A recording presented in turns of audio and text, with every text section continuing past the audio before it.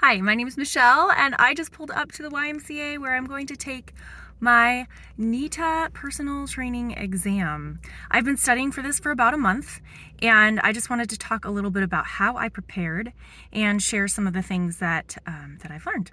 So, the personal training exam covers so many different topics. It talks about being a great coach and a listener and helping people make changes. So we study things like psychology and the trans-theoretical model of change. We study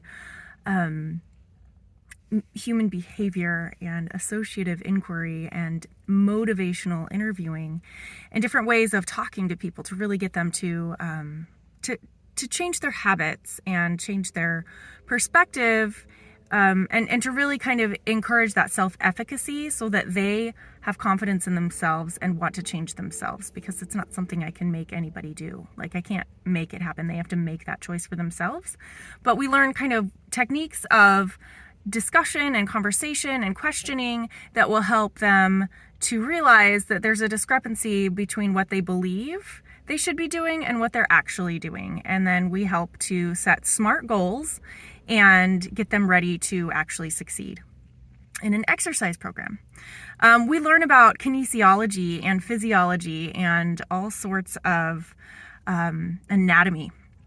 We have to study all of the major muscle groups and the major bones in the body. We learn about the skeleton and the spine and the different types of joints and how that all works. It's I would say it's pretty intense. It's a lot of information, but it's also fairly superficial. I mean, I think there are probably about 20 bones that are essential for us to really know the names of and their types of movements and the direction that they move and flexion and extension and all the different planes of movement, things like that. But I don't really need to know like all of the bones in the hand, because that's not really part of exercising. I don't need to know all of the bones in the cranium or inside the skull.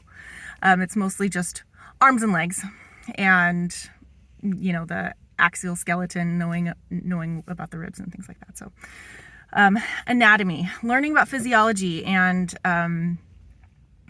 the laws of motion and how torque and biomechanics affect exercise, and how, holding weight in one place is more intense and will create more torque than holding it closer to your body. And then we study things like group exercise. We learn about how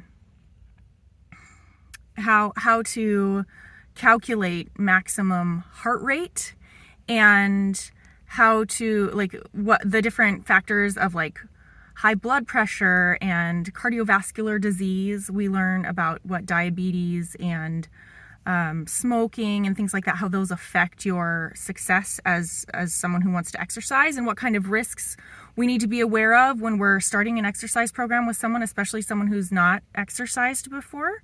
So it helps us understand when we need to send someone to the doctor. So we are not medical professionals at all, but we've learned enough about sort of basic signs and symptoms that we know when we're like, ooh, okay, before you start exercising a lot, let's go make sure you're not going to have a heart attack.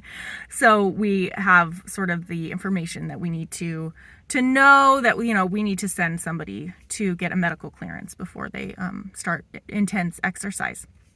So we have to learn about all the basic exercises too. So just all of the weight machines and the different muscle groups that they work and how they work, and bicep curls and bench presses and all of the different things that you can do in a gym. We learn about the safe way to do that and the alignment that's necessary. And then lastly, we learn a little bit about liability and responsibility, like legally, for what kind of things we can do, what kind of things we can't do, and what we need to make sure we're doing to cover our liability and make sure that we are being safe and smart about the way we're encouraging people to exercise. So lots and lots of information. I read a book that had 27 chapters. It was so much information, and I feel pretty prepared for the exam. I took a workshop and also a review class for calculations.